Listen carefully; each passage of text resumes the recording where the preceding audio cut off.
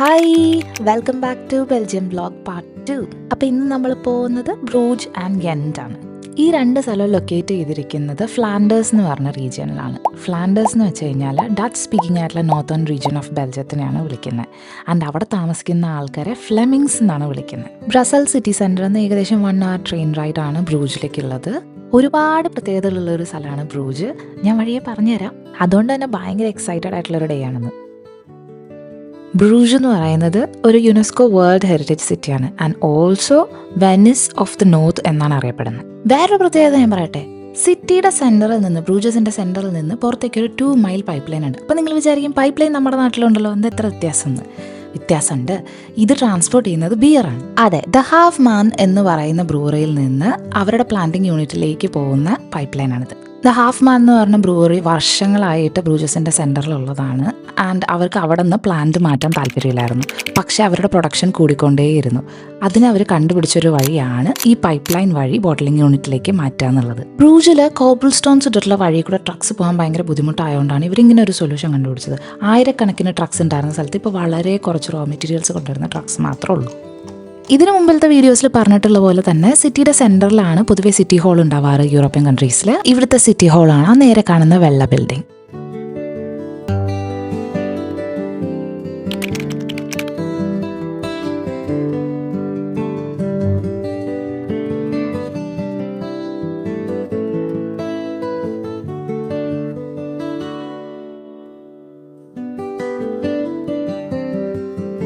ഇതാണ് ബെൽഫ്രി tower of ബ്രൂജ് അഥവാ bell tower. ഈ നാടിന്റെ വെൽത്തിനെയും പവറിനെയൊക്കെ സിംബലൈസ് ചെയ്യുന്നതാണ് ഈ ടവർ. പണ്ട് കാലത്ത് ഇത് ബിൽഡ് ചെയ്തത് ഇമ്പോർട്ടൻ്റ് ആയിട്ടുള്ള ഡോക്യുമെന്റ്സ്, ട്രഷറി, ചാർട്ടേഴ്സ്, സീൽസ് ഒക്കെ സ്റ്റോർ ചെയ്യാൻ വേണ്ടിയിട്ടാണ്. ഒരു ആർക്കൈവ് ആയിട്ടാണ് യൂസ് ചെയ്തിരുന്നത്. ഇതിന്റെ മേലേക്ക് 366 സ്റ്റെപ്സ് ഉണ്ട്. ഇത് കയറി നമുക്ക് പോകാൻ പറ്റും, പക്ഷേ സ്ലോട്ട്സ് ഉണ്ട് കയറാനായിട്ടുള്ള. നമ്മൾ പോയ സമയത്ത് ആ സ്ലോട്ടൊന്നും അവൈലബിൾ അല്ലായിരുന്നു. അതുകൊണ്ട് ഞങ്ങൾ മേലെ കയറിയില്ല. പക്ഷെ ഒരു പനോരമിക് വ്യൂ കിട്ടും ഈ ടൗണിന്റെ മൊത്തമായിട്ട്. പറ്റുകയാണെങ്കിൽ നിങ്ങൾ കയറി നോക്കാം.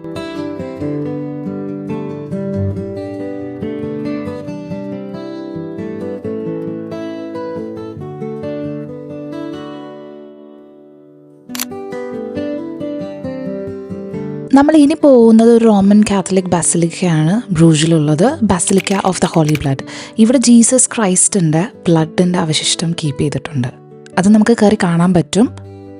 വീഡിയോ ഒന്നും അകത്ത് അലൗഡ് അല്ല, അപ്പം ഞാൻ ബാക്കി വീഡിയോ ഒന്നും എടുത്തിട്ടില്ല. ഇതാണ് റോസറി കീ. ഇവിടുത്തെ ഏറ്റവും പിക്ചറസ്ക് ആയിട്ടും ചാമിങ് ആയിട്ടുള്ള ഒരു സ്ഥലമാണ്. ഈ പടമായിരിക്കും നിങ്ങൾ ബ്രൂജിനെ പറ്റി നോക്കിക്കഴിഞ്ഞാൽ ആദ്യം കാണുക. ഈ കനാലിൽ കൂടെ ഇവിടെ ബോട്ട് റൈഡ്സ് ഒക്കെ അവൈലബിൾ ആണ്. നിങ്ങൾക്ക് ടൈം ഉണ്ടെന്നുണ്ടെങ്കിൽ അത് മസ്റ്റായിട്ട് ട്രൈ ചെയ്യുക. ഭയങ്കര ബ്യൂട്ടിഫുൾ ആണ്.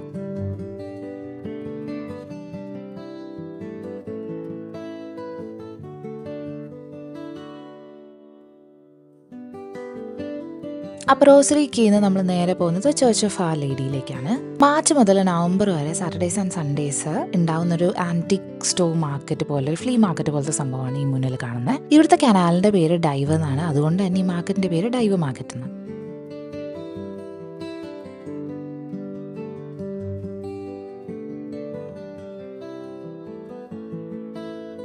ഈ കുട്ടി ബ്രിഡ്ജ് ക്രോസ് ചെയ്തിട്ട് വേണം നമ്മൾ ചർച്ചിലേക്ക് പോകാൻ. അങ്ങോട്ട് പോകാനായിട്ട് ഭയങ്കര തിരക്കായിരുന്നു. ക്യൂ നിന്നാണ് നമ്മൾ അതിൽ കൂടെ കയറിയത്.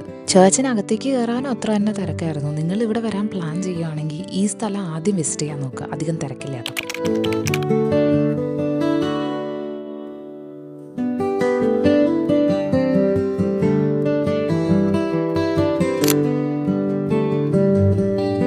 ഇത്രയൊക്കെ കണ്ടു കഴിഞ്ഞപ്പോഴേക്കും നമ്മളുടെ ഹാഫ് ഡേ കഴിഞ്ഞു. നേരെ ഇനി ഗെൻഡിലേക്ക് പോകാനുള്ള ടൈമായി. അപ്പോൾ ലാസ്റ്റ് ഒരു വാഫിലും കൂടെ കഴിക്കാൻ ഓട്ടോ എന്ന് പറഞ്ഞ ഷോപ്പിൽ കയറി.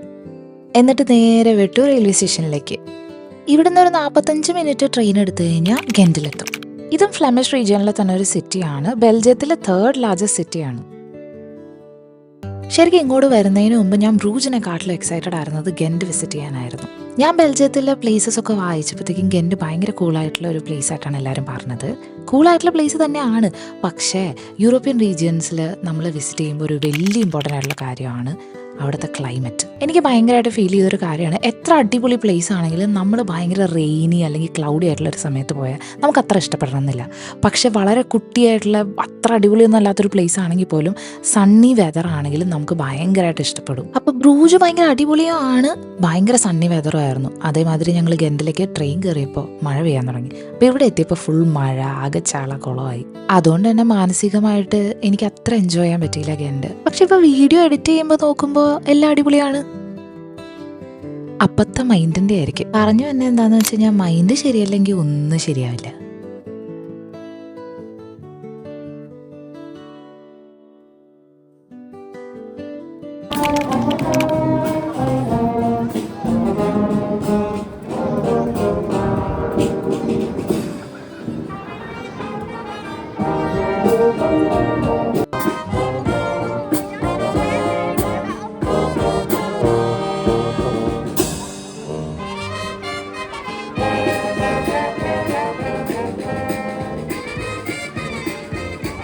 നമ്മളിപ്പോൾ ഇവിടുത്തെ ബെൽഫ്രിയുടെ മുന്നിലാണുള്ളത്. നിങ്ങൾ ശ്രദ്ധിച്ച് നോക്കുകയാണെങ്കിൽ അതിൻ്റെ മേലെ ഒരു ഡ്രാഗൺ കാണാം. ഇത് ഇവിടുത്തെ ഗാർഡിയൻ ഏഞ്ചലിനെ പോലെയാണ് ആൾക്കാർ കണക്കാക്കുന്നത്. ആൻഡ് സ്പെഷ്യൽ ഒക്കേഷൻസിൽ ഇതിന്റെ വായന്ന് തീ വരും. ഞാൻ വെറുതെ പറയല്ല, ജൂലൈ 2018 ഇത് ലാസ്റ്റ് ഉണ്ടായത്, ഇവിടുത്തെ സമ്മർ ഫെസ്റ്റിവലിന്റെ ഇടയിൽ. ഇതിന് മുന്നത്തെ പ്രാവശ്യങ്ങളൊന്നും എനിക്കറിയില്ല. പക്ഷേ 2018 അത് പ്രോവിക്കോൺ എന്ന് പറഞ്ഞ കമ്പനിയും വേറെ കുറച്ച് കമ്പനീസും ചേർന്നിട്ട് സിറ്റി ഓഫ് ഗെന്റിന് വേണ്ടിയിട്ട് ചെയ്ത പ്രോജക്റ്റാണിത്. ഇവിടുത്തെ നെക്സ്റ്റ് കൂളസ്റ്റ് ആയിട്ടുള്ള സ്ഥലമാണ് ഗ്രാഫിറ്റി സ്ട്രീറ്റ്. ഒരു ഇടവഴി മൊത്തം ഗ്രാഫിറ്റിയാണ്, സ്ട്രീറ്റ് ആർട്ടിസ്റ്റിനെ പ്രൊമോട്ട് ചെയ്യാൻ വേണ്ടിയിട്ട്.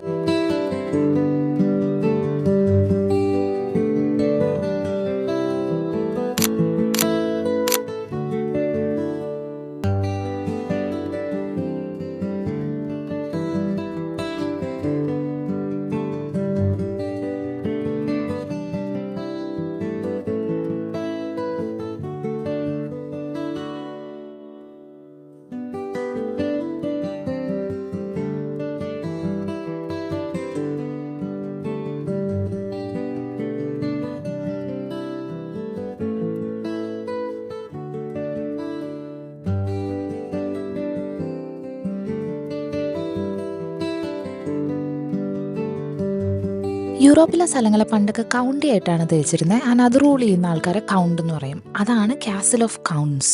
അവര് താമസിച്ചിരുന്ന റെസിഡൻസ് ആണ്. അവരിവിടുന്ന് മൂവ് ഔട്ട് ചെയ്തതിന് ശേഷം ഈ കാസിൽ പല കാര്യങ്ങൾക്ക് യൂസ് ചെയ്തിട്ടുണ്ട്. ഒരിടയ്ക്ക് ഇതൊരു പ്രിസൺ ആയിരുന്നു, ഒരു കോർട്ടായിരുന്നു. ആൻഡ് ഇൻഡസ്ട്രിയൽ റെവല്യൂഷൻ്റെ സമയത്ത് ഗെൻഡ് ആയിരുന്നു മേജർ ടെക്സ്റ്റൈൽ മാനുഫാക്ചറേഴ്സ് ഇവിടുത്തെ. അപ്പോൾ ആ ടൈമിൽ കോട്ടൺ മില്ലായിട്ട് വരെ യൂസ് ചെയ്തിട്ടുണ്ട്. അപ്പോൾ ഇതൊക്കെയാണ് നമ്മുടെ ഡേ 3 ഇൻ ബെൽജിയം വിശേഷങ്ങൾ.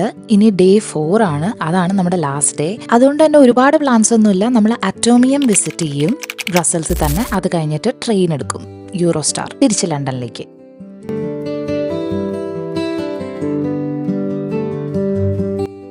അറ്റോമിയം പോകാനായിട്ട് നമ്മൾ ബ്രസൽസ് സിറ്റി സെൻറ്ററിൽ വന്നിട്ട് ബാഗ് ഒരു സ്ഥലത്ത് ഡ്രോപ്പ് ചെയ്തു. അത് കഴിഞ്ഞിട്ട് വീണ്ടും മെട്രോ എടുത്ത് ഒരു 20-25 മിനിറ്റ് റൈഡായിരുന്നു. അറ്റോമിയത്തിൻ്റെ മുന്നിൽ തന്നെയുള്ള സ്റ്റേഷനിൽ വന്ന് നിൽക്കും നമ്മൾ. 1958 ബ്രസൽസ് വേൾഡ് ഫെയറിന് വേണ്ടിയിട്ട് ഉണ്ടാക്കിയ ഒരു സ്ട്രക്ചറാണിത്. പിന്നീട് അത് പെർമനൻ്റ്ലി കീപ്പ് ചെയ്യാണ് ചെയ്തത്. ഇതിൻ്റെ ഡിസൈനിനെ പറ്റി പറയുവാണെങ്കിൽ 9 അയേൺ ആറ്റംസ് കമ്പൈൻ ചെയ്താൽ, അതായത് ഒരു അയേൺ യൂണിറ്റ് സെൽ, അതിനെ 165 ബില്യൺ ടൈംസ് മാഗ്നിഫൈ ചെയ്താൽ എങ്ങനെ ഇരിക്കുമോ അങ്ങനെയാണ് ഈ സ്ട്രക്ചർ ഇരിക്കുന്നത്.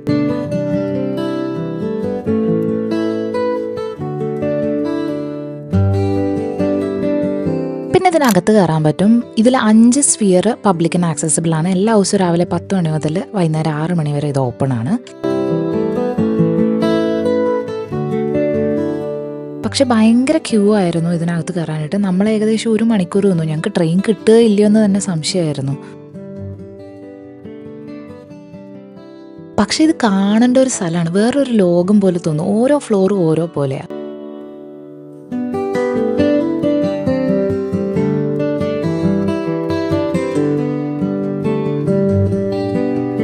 ബെൽജിയം പോവുകയാണെങ്കിൽ അറ്റോമിയം ഒരു ദിവസം എന്തായാലും പ്ലാൻ ചെയ്യണം. ഒരു ദിവസം മാറ്റി വെക്കലാണെന്നല്ല, അതിൻ്റെ സൈഡിൽ തന്നെ മിനി യൂറോപ്പ് എന്ന് പറഞ്ഞിട്ടൊരു സംഭവമുണ്ട്. മിനിയേച്ചർ വേൾഡ് ആണ്. കുട്ടികൾക്കൊക്കെ ഭയങ്കരമായിട്ട് ഇഷ്ടപ്പെടും.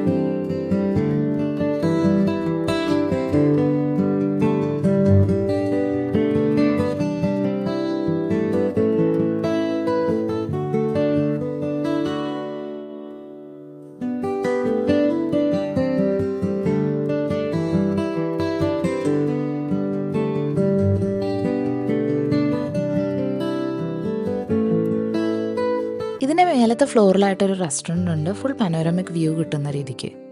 ഞങ്ങൾക്ക് ഒട്ടും ടൈം ഉണ്ടായിരുന്നില്ല, ഓടി പിടിച്ച് ട്രെയിൻ സ്റ്റേഷനിൽ എത്തണമായിരുന്നു എങ്ങനെയെങ്കിലും, അതുകൊണ്ട് നേരെ ഇറങ്ങി.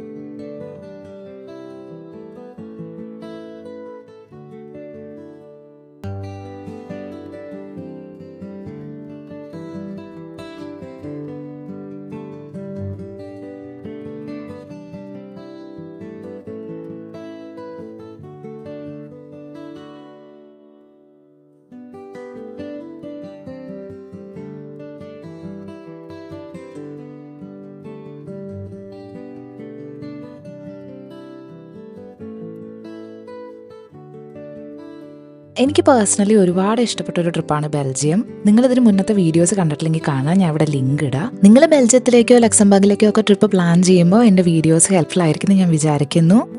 എന്തെങ്കിലുമൊക്കെ അഭിപ്രായങ്ങളുണ്ടെങ്കിൽ കമൻറ്റ് ചെയ്യുക, പിന്നെ വീഡിയോ ലൈക്ക് ചെയ്യുക, ഷെയർ ചെയ്യുക, സബ്സ്ക്രൈബ് ചെയ്യുക. Thank you so much for watching. By.